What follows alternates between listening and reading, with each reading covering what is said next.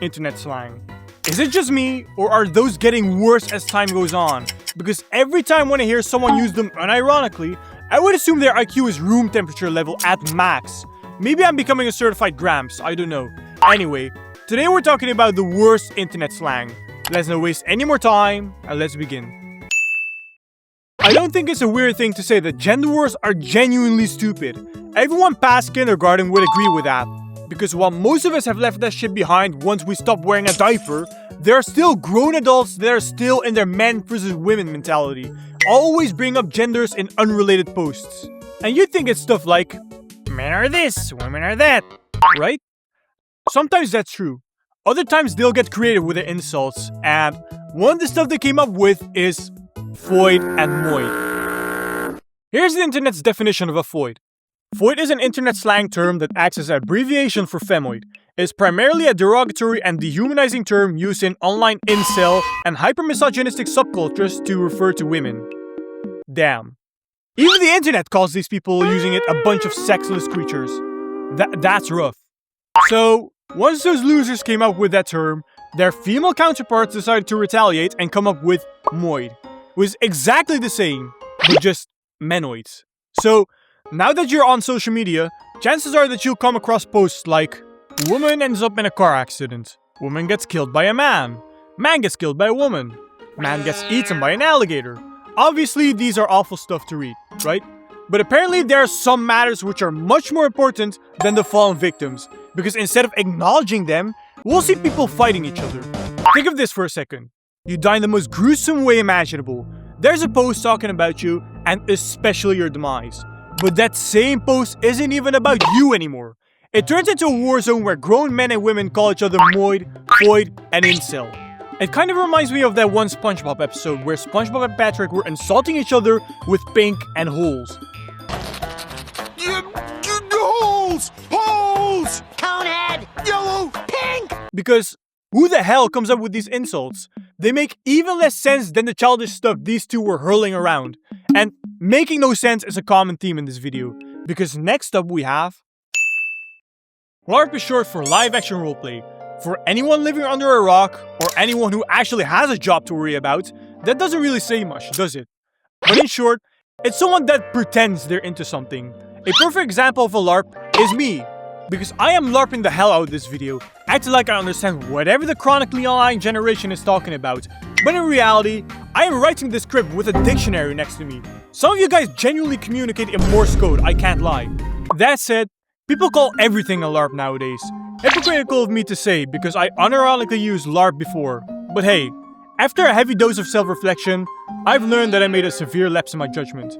There are some moments where the use of the word is valid, right? I know that I'm beating a dead horse, but Kai Cenat was the perfect example of this one, with clips like these going around.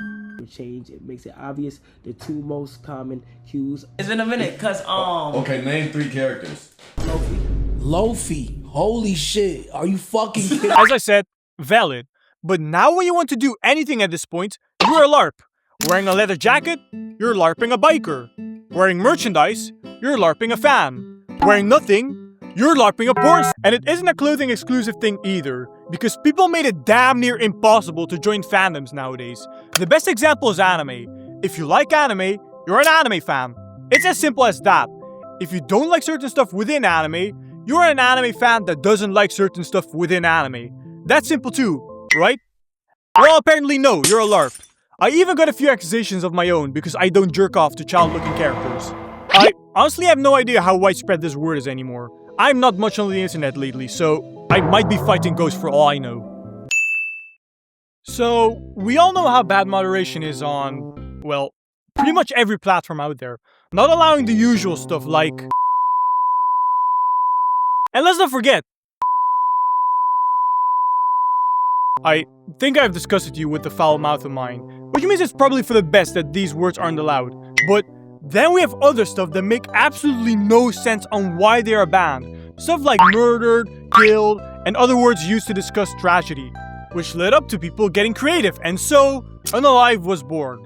A goofy alternative to describe some pretty heavy stuff, which is exactly why this internet slang sucks ass. Imagine you're watching some dark video about a person that went through 50 shades of hell, being tortured left and right, being used and abused, and eventually, after 80 days of pure terror, the creator says that this poor thing got unalived. I could imagine the creator sitting there with a dilemma, thinking to themselves, alright, will I do this victim story justice, or will I go for the money? You can already tell what they chose if they said unalived. I cannot really blame them though. They gotta convince these mentally challenged corporations to pay money somehow, you know? I'm just scared for the day where I'm in my 40s, sitting in the living room and watching an advertiser-friendly version of a World War II documentary, having to hear shit like, Adolf was a very bad man. A bad man that unalived millions of humans after giving them hours of unpleasant sensations. Getting to a point where even a children's book in the 90s would get shadow banned. Alright, I think I made my point clear. Moderation sucks. Advertisers, I love you. But that's only because you pay my bills. Grow a fucking spine. Fuck this word. The word itself sounds... Nah, I had to stop myself for a moment. I almost said icky. It's like a word a little kid would come up with. The concept within itself is hopeless. That being something minor that causes someone to lose all attraction to a partner. Listen, if you lose attraction due to something small, then you weren't even attracted in the first place. And the thing that made me hate this word even more is listening to people naming the dumbest shit that gave them the ick. Stuff like seeing a man trying on new shoes, doing the laundry, and having fun. You need to imagine this. You have a girlfriend and it's a hot summer day. You want something refreshing, so you get yourself a nice, ice-cold porn star martini. And then the next day you're catching her uploading this TikTok where she's complaining about how she got the ick because you had a girly drink. I didn't even make this shit up. I genuinely heard people complain about men drinking specific drinks. No wonder the dating game is cooked.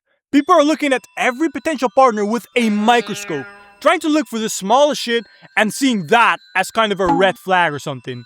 Either people coming up with these icks are masters of rage baiting, or they are desperately looking for reasons to stay single.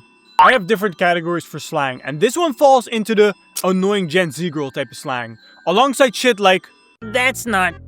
It's giving. and Slay. I think most of these words died off.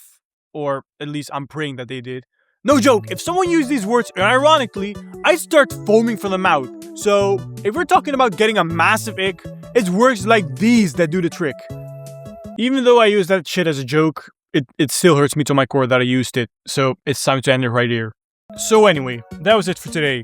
Like, subscribe, and comment down below what other slang I may have missed. Anyway, see ya.